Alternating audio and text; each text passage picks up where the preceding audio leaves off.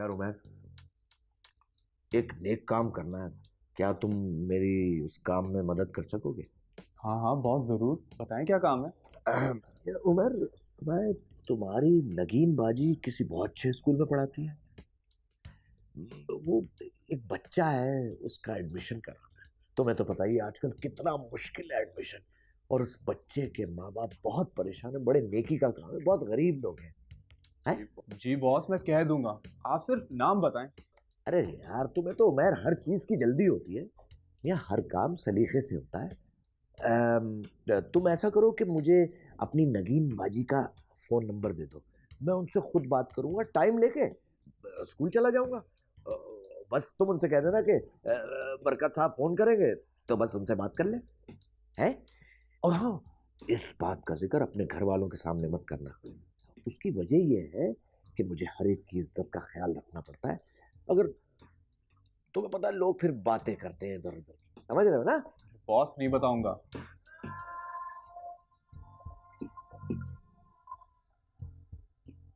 ये है उनका नंबर, और मैं नगीन बाजी को बता दूं कि आपने उनका नंबर मांगा है। हाँ, नगीन बाजी को जरूर बता देना, लेकिन अकेले में बताना। ठीक है। समझ गए ना? शाबाश। लो ना बोटी, लो लो लो। हाँ, दाल सालन डाल। हाँ, शाबाश। हम्म। आफरीन, तुम उदास क्यों हो? हम्म, अरे यही जिंदगी है। देखो, उतराव चढ़ाव तो आते रहते हैं। आज उदास होने से बेहतर है कि आने वाले अच्छे वक्त के बारे में सोचा जाए। हम्म? ये तो आप ठीक रहे दादाजी, मगर दादा जान, आपने क्या मंगवाया है भाई से? अरे इतनी जल्दी क्या है भाई, वो कमाने लगेगा तो मंगवा भी लेंगे। हम्म? क्यों बहू? जी जी, मैं कमरे में। खैर, मेरी लिस्ट तो ये है। तुम्हारे तुम तो एक काम करो, अपने मैट्रिक के पास होने के लिए फॉर्मूला मंगवा लो।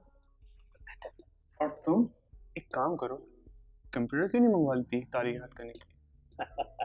पास हो जाने का मतलब ये नहीं कि तुम अकेले ही काबिल हो।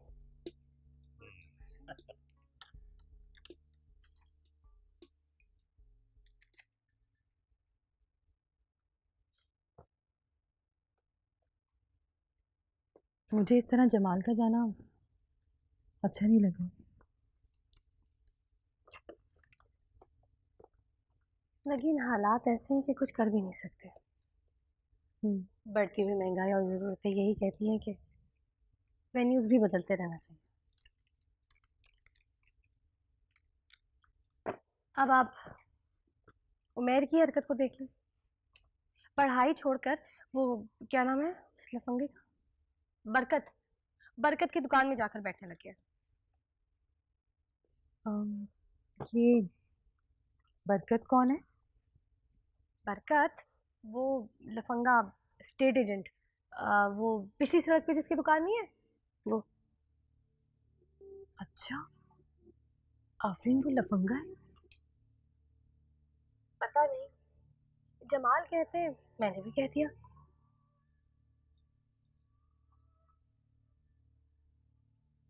ठीक है, मैं उमैर को समझाऊंगी।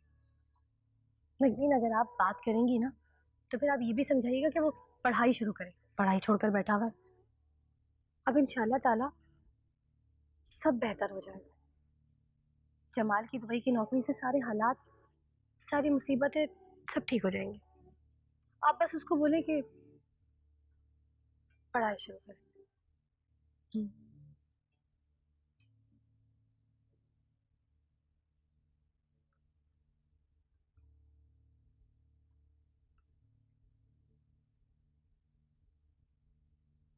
लगी। हम्म, एक बात पूछूं? क्यों नहीं, पूछो। आपने अभी तक शादी क्यों नहीं की? क्या पूछती हो? वही पुराना घिसा पिटा किस्सा। लेकिन क्या मैं पूछ भी नहीं सकती? क्यों नहीं, जरूर पूछ सकती हूँ, और मैं बताऊंगी तो।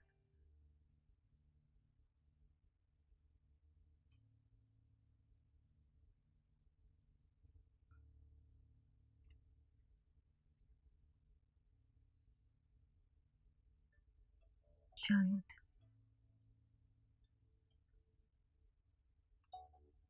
हमारे पड़ोस में रहता था, बहुत चाहता था मुझे। उन दिनों मेरी नई नई नौकरी शुरू हुई थी और इस बहाने मुलाकातें भी रोज हो जाती थी। मैंने ये बात जब अम्मा को बताई तो अम्मा अब्बा के गम से निकली नहीं थी। ये सुना तो मुझे बहुत मारा। मारा? हाँ, कहने लगी कि तू क्या जानती है इश्क के बारे में, इश्क करके शादी कर लेगी तो हम तो फुटपाथ पे बैठकर भीख मांगेंगे।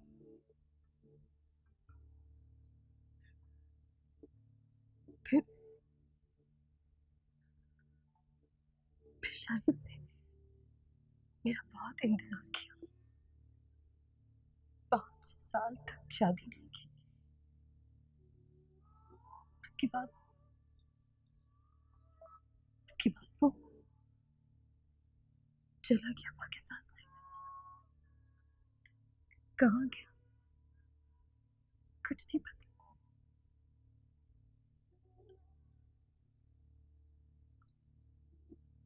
Fine.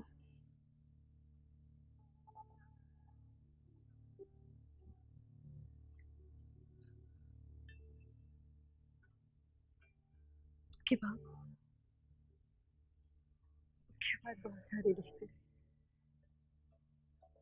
अच्छे अच्छे रहे थे, लेकिन अम्मा उन्हें साफ साफ मना करती रही। कहने लगी कि जब सब बच्चे बड़े हो जाएंगे और किसी काबिल बन जाएंगे तो खुद ही शादी हो जाएंगी सबकी। और फिर